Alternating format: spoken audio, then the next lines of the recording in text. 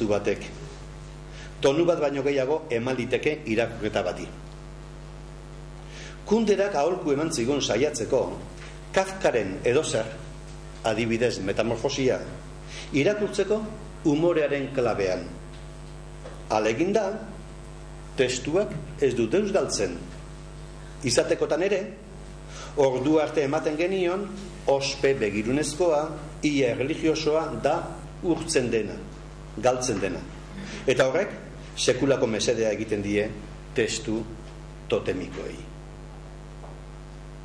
Pero Abarka ere, irakurketa adeitsuago, familiarrago eta umoreatxego baten premian dago. Nago, hobeto ikusten direla liburuaren birtuteak umoreak dakargun urrutiramenduaren argitan. Liburuak pasarte asko ditu primeran funtzionatzen dutenak umorearen klabean, eta ez naiz peruk asmatutako etimologiengatik ari.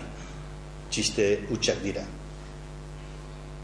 Beste gauza bat eta sari naiz. Nola hartu, ez bada irribarre batez, Peru Abarkak hasieratik beretik egiten duen bere buruaren argazkia. Peru Abarka taberna batean dago.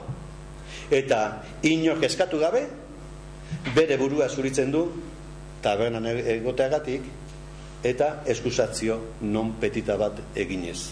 Eta dio, izen honaren zalian hasen aldetik, ez oinaz sartu ardandegisetan nora ezin, preminaz eta ezin bestez baino. Ez jakolako etxagun begiratu bati ondo egiten buru bat egitia gizon burrukari ondatzaile alper eta baltanakaz. Ez nau orain dino inok ikusi ardauak igarota, gatz eginda, zabuka oinak lokaturik, ez mina motelduta, ez begisak lausotuta. Liburuaren hasieratik egiten ere zaigu bere erretratu hori. Nola ez dugu hori humorez irakorriko. Eta nola ez hartu irribarreño batez atxo zahar bentariaren pasadizoa, bi moskorren lo hartu aurreko matraka, edo aguazil bat Maisu Joanen atzetik agertzen denekoa. Irakurketa humoretxo baten premiaz ari banaiz, Peru Abarkaren irakurketa guztiz literario baten premia eta beharra azpimarratu nahi dudalako da. Euskaldun tradizionalaren irudia hobetu nahi duen ideologo bada Mogel. Bizkaierak ikaragarri zor dio Mogeli. Mogelek euskara garbitu nahi du. Hori guztia eta gehiago baldin bada ere Mogeli ez diogu oraindik behar duen tronua eman. Literatur aitorpen gogo baten ereinotza, eta hori oraindik euskaldunok zor diogu. Irizpide literarioekin, soilik literarioekin egindako azterketa literario zorrotz batekin bakarrik lortzen da zor hori kitatzea. Mogelen proiektu literarioa. Ona inoiz esaten ez dena. Mogelek proiektu edo egitasmo literario bat zuen garbia. Eta egitasmo literario bat zuelako idatzi zuen Peru Abarka. Mogelek aitortzen digunez, Luis Vivesen Lingue Latina Exercitazio dialogo liburua izan du eredu. Han, Vivesenean, hainbat auzi linguistiko, lexiko eta literario aztertzen da, baina kontu literarioei soilik begiraturik. Vivesek aitortzen digu ordu arteko gaztelaniazko literatura irakurri eta aztertu duela, bereziki zalduneriako literatura.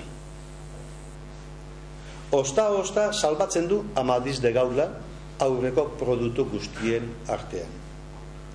Gainerako guztia zaborreria zaio, bai hizkuntzaren aldetik, baita bertan kontatzen diren fantasia handiko, baina gatz gutxiko kontuengatik. Vivesen bide beretik, zalduneria nobelak arbuiatuko dituzte Baldesek eta Malondetxaidek ere. Eta halako nobelen kontrako giroa sortuko da berehala.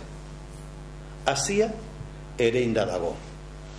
Giro horren ondorioz, etorriko da Cervantesek egindako Zalduneriako Nobelen bertsio parodikoa. Antzeko paralelismo bat egiten du Mogelek ere. Horren jakitun ote den bera beste kontua da. Bibesen eskema bera praktikatzen du Mogelek. Hainbat aurrekari literario kaskar arbuiatu eta eredu bat proposatzen du.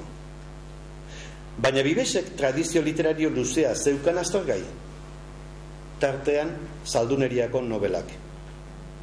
Baina eibartarrak daukan aurrekari literario ia bakarra Sukaldeko ipuinena da.